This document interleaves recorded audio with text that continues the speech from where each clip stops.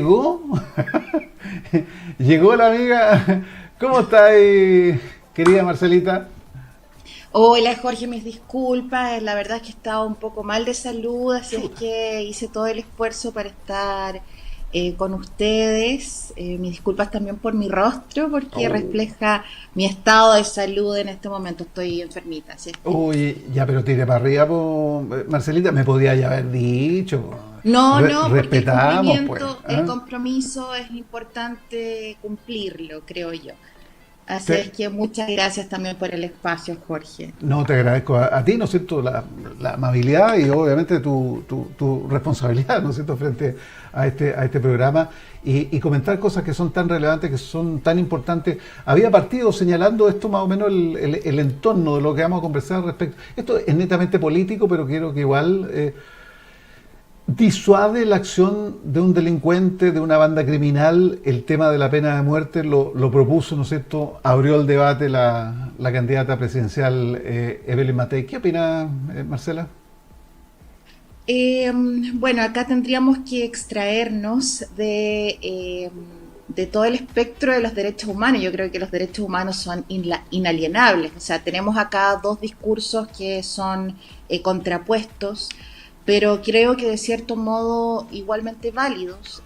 La pena de muerte yo creo que es el paso más desesperado, así como la creación del Ministerio de Seguridad, cuando todos los otros factores que deberían haberse trabajado, contemplado e implementado de manera efectiva fallan.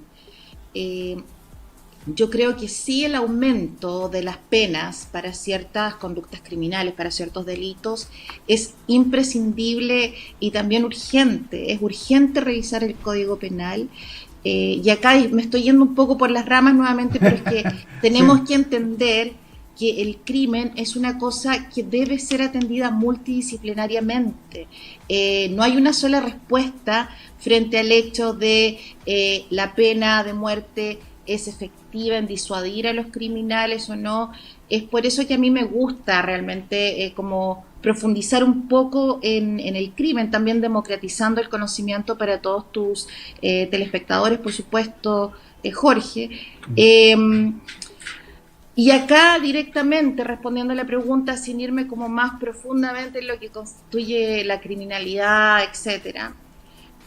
Lamentablemente estamos en una era en que la brutalidad del crimen y de quienes cometen estos crímenes, por supuesto, no tiene ningún tipo de miramientos a la hora de realizar sus actos desviados. Y esto es bastante lamentable. Yo creo que la incursión del crimen organizado y su enquistamiento en nuestro país, lamentablemente, nos hace observar nuevos fenómenos criminológicos de una magnitud absolutamente desconocida incluso para los países en donde estos son originados, porque como discutíamos anteriormente la semana pasada, debatíamos, era que el crimen se desarrolla de manera muy rápida. Entonces, acá estamos viendo el ingreso de factores exógenos a digamos, a nuestro crimen nativo, por decirlo de alguna manera, en Ujú. Chile, y cómo la brutalidad de estos criminales realmente no tienen ningún tipo de contemplamiento al momento de cometer actos ilícitos. O sea, a ellos no les interesa que vayan a morir. Es más, dentro del crimen organizado, este tipo de castigos son considerados como una medalla de honor, digamos. Sí. Así como cuando ellos ingresan a un recinto penitenciario, para ellos es un paraíso, porque es prácticamente un área controlada y protegida para ellos también. Marcelita, entonces creo entender, y también por los tratados internacionales, ¿no es cierto? No sé si el debate siempre es bueno, ¿ah? La conversación siempre es amplia, que fluida, ¿no es cierto? Que sea escuchada con la contraparte, siempre es bueno, es beneficioso, Por es un buen supuesto. ejercicio. Pero llegar a la pena de muerte es un tema que va mucho más allá por los derechos internacionales, qué sé yo, y todo lo demás. Y además que hay temas valóricos, éticos, de fondo, ¿no es cierto?, que colisionan, temas religiosos, etcétera, etcétera. Ahora, me imagino que tú estás de acuerdo con la penalización y subirla un poquito, y eso es un trámite parlamentario que hay que darse ese trabajo, porque si bien es cierto, muchas penas llegan a, digamos, a penas aflictivas, de pena de cárcel estamos hablando, pero claro, si estáis 5 años, ¿no es cierto?, para una penalización tal vez mediana, de la media, yo no sé cuánto más o menos el promedio de las personas que son condenadas, ¿cuántos serán los años? ¿Tienes ese dato, Marcela? No, no lo tengo porque nuevamente depende del tipo de crímenes. Ahora estamos hablando de Chile, que es Chile, por decirlo de alguna manera, bastante coloquial, y perdónenme, no es mi intención herir ningún tipo de susceptibilidad, pero Chile era conocido ampliamente como un país de ladrones, ¿no? Y no podemos negarlo, eso es irrefutable. Incluso tenemos ladrones de exportación, ¿no?, que están causando estragos en Estados Unidos, por ejemplo, claro, y en otras, en Europa también. Yo creo que la penalización, y esto es desde mi ignorancia, simplemente habiendo visto cuáles son los crímenes más condenados, digamos, en Chile, desde 3 a 5 años, creo que es la media.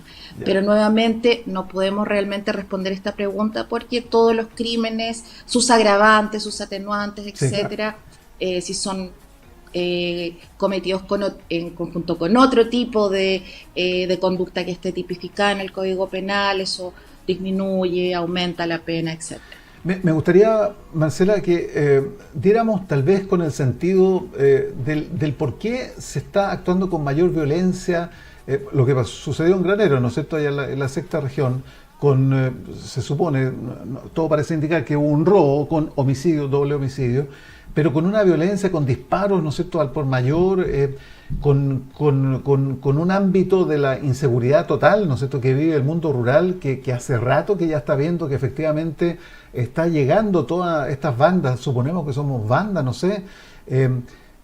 ¿Por qué se llega a tener este grado de violencia?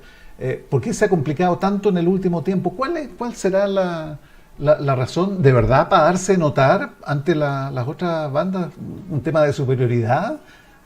¿Eso es? No, lo que sucede es que nosotros hemos lamentablemente fallado en la prevención del crimen organizado, y debo acá realmente enfatizar esto, porque el crimen organizado ha traído un modus operandi bastante distinto a lo que era el modo de operar del criminal nativo, por decirlo de alguna manera. Entonces, cuando ellos se ven enfrentados a brutalidades o a fuerzas, o digamos realmente es una brutalidad, una ferocidad nunca antes conocida en nuestro país, ellos deben nivelar la cancha, porque de otra manera sus territorios son removidos, ¿no? Se les, como en buen chileno se dice, se les acerrucha el piso. Entonces, como no deben minimizar su presencia criminal en el territorio en el que estén operando, y esto puede ser ciudad, población, país, etcétera, ellos deben equiparar ese nivel de fuerza. Y acá, por ejemplo, estamos viendo los primeros errores. Los criminales chilenos no son muy entendidos del uso de armas, por ejemplo, o no era tan común antes escuchar que habían disparos en calle A, B y C. Ahora hay armas en todas partes, son fácilmente adquiridas en los mercados ilícitos, y esto es irrefutable porque lo vemos en las noticias continuamente, también acá en el crimen de Graneros, ¿no? Entonces acá los criminales sin estudios, por ejemplo, o sin capacitación en armamento, cometen muchos errores, por lo que hay muchas más víctimas colaterales, inocentes, que no tienen nada que ver, por ejemplo, a veces con el motivo que los impulsa a disparar en la primera instancia.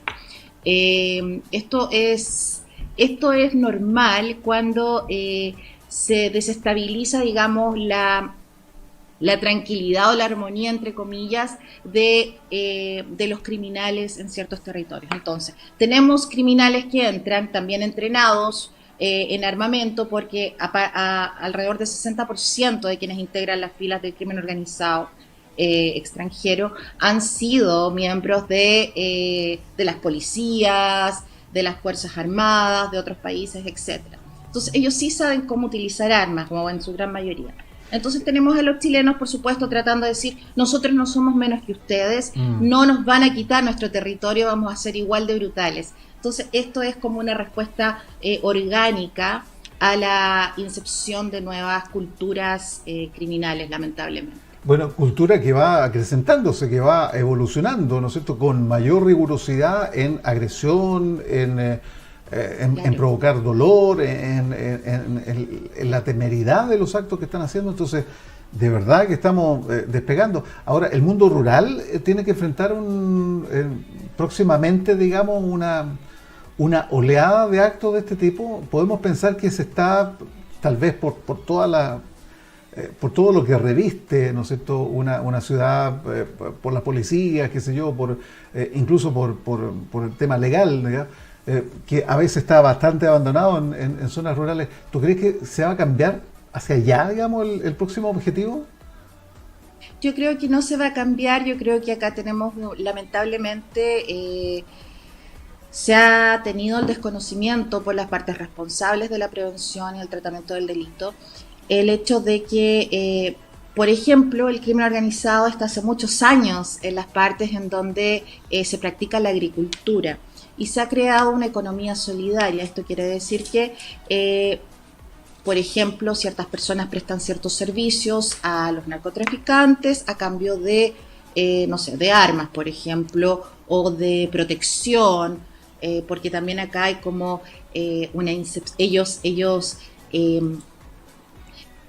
sin tener ningún tipo de evidencia precedente, digamos, ellos les dicen es que si tú no nos prestas el servicio vas a ser víctima de esto y de esto otro, y la gente, por supuesto, nosotros tenemos más o menos como una caricatura de Hollywood acerca de el crimen organizado y las personas, y esto es una respuesta natural frente a cualquier cosa que tiene que ver con el crimen organizado, por supuesto. Entonces la gente, por supuesto, acepta estos tipos de tratados ilícitos.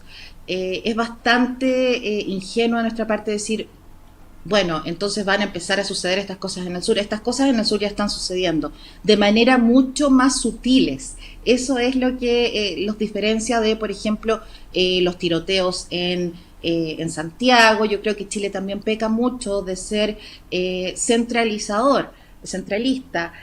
Cuando hablamos de un poquito de abandono estatal, no solo del sur, no solo en estas partes más alejadas del centro, sino que hablemos de todas las regiones. Todas las regiones no tienen el mismo interés, o lo que pareciera ser una falta de interés estatal en tratar los problemas. Entonces esto también se presta para que la proliferación, y esto es en todo sentido, o sea, en la cantidad de hechos ilícitos, en la brutalidad, etcétera, la impunidad también, se adjunte a la acción criminal en estos territorios, lamentablemente.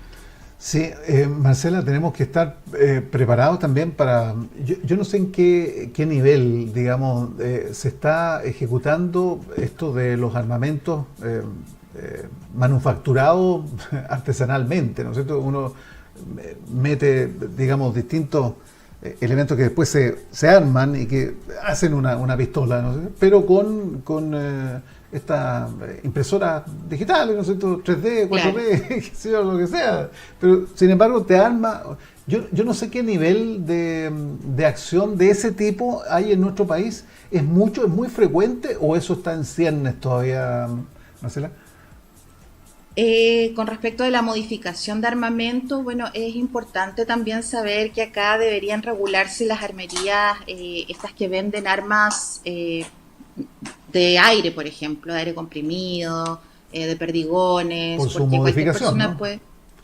Bueno, acá hay que hacer un punto, que es muy difícil modificar un arma que no haya sido diseñada para percutar una bala, digamos, para hablarlo en términos simples para que todos nos entendamos. Uh-huh.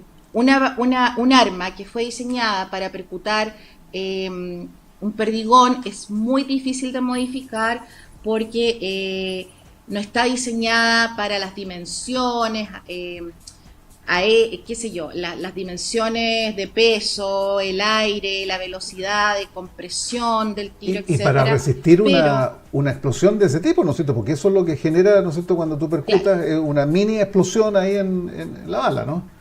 claro, entonces es muy probable que, porque no tienen las dimensiones, digamos, específicas, el arma tú la trates de disparar y no salga, o sea, en el mejor de los casos la munición no salga, en el peor de los casos es que explote ahí mismo en tu cara. Pero las armas cortas, por ejemplo, las armas largas, son fáciles de modificar. Entonces acá tenemos el peligro de que un arma corta, por ejemplo, sea modificable a un arma que pueda, en vez de ser más un tiro, por ejemplo, pueda percutar, no sé, para ponerlo así como en términos que se entienda que es peligroso, 48, 50, 60, etcétera, tiros.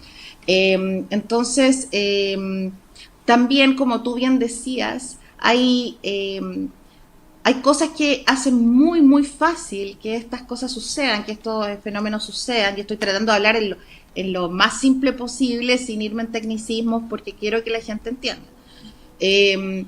Como tú bien dijiste, la impresora 3D, por ejemplo, puede imprimir un arma de fuego. Lamentablemente, en Estados Unidos, por ejemplo, se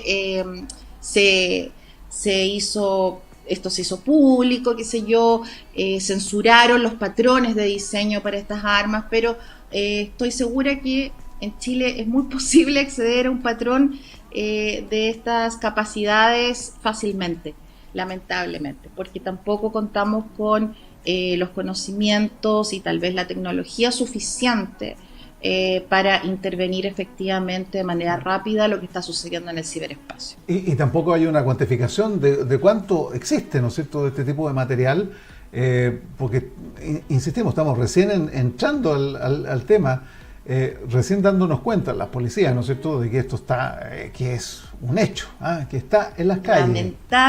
Lamentablemente, y ese punto justo nos habla de la falta de prevención del delito. En Chile se controla el delito, es decir, se espera a que este haya ocurrido para poder tratarlo, o sea, ni siquiera tratarlo, simplemente castigarlo. Condenar. Pero de prevención todavía yo no veo a nadie que está hablando de prevención del delito, y sé que esto va a tener repercusiones porque hay muchos honorables que me han parafraseado, incluso un programa muy chiquitito lo que he estado, así que me gusta que me escuchen, me gusta que me aprendan, ojalá me llamaran para poder asesorar a este país a mejorar, y te lo digo con mucha disconformidad y también mucha decepción, porque veo acá, y lo hablábamos también la semana pasada, que todo está a través del filtro político, cuando la seguridad de un país tiene que ser absolutamente independiente de partidismo, de cupos políticos, etcétera.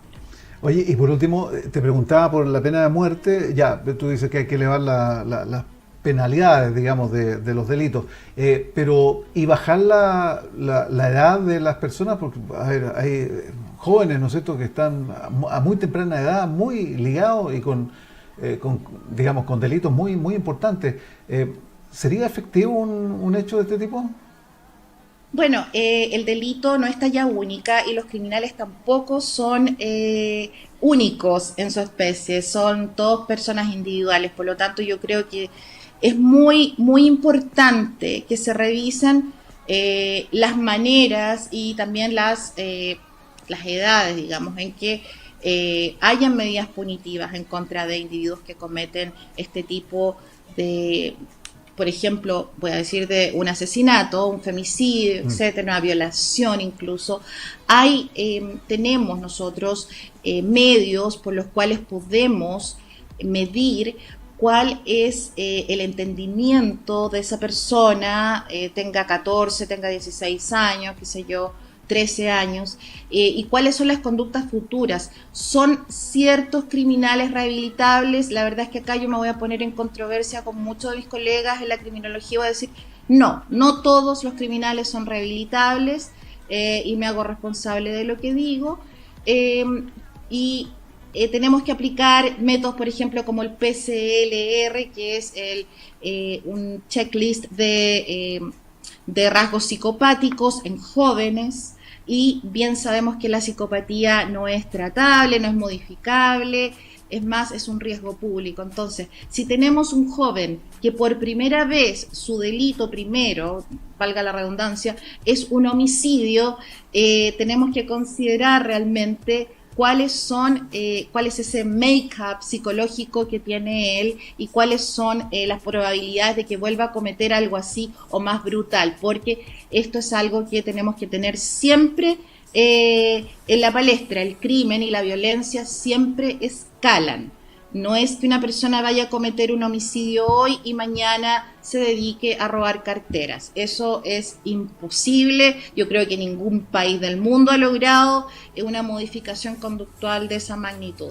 Así es que con respecto a la pena de muerte, yo creo lo único que voy a responder en este caso es que hay conductas criminales que no son modificables y hay personas que simplemente van a constituir un peligro social estando en libertad y van a constituir un gasto estatal estando encarcelados. Qué duro, pero qué también dura tenemos suena. que tener... Sí, ¿Perdón? la verdad. No, que suena muy duro esta realidad, ¿no es cierto? Que hay gente que simplemente no se va a rehabilitar y que va a seguir y que es una escalada.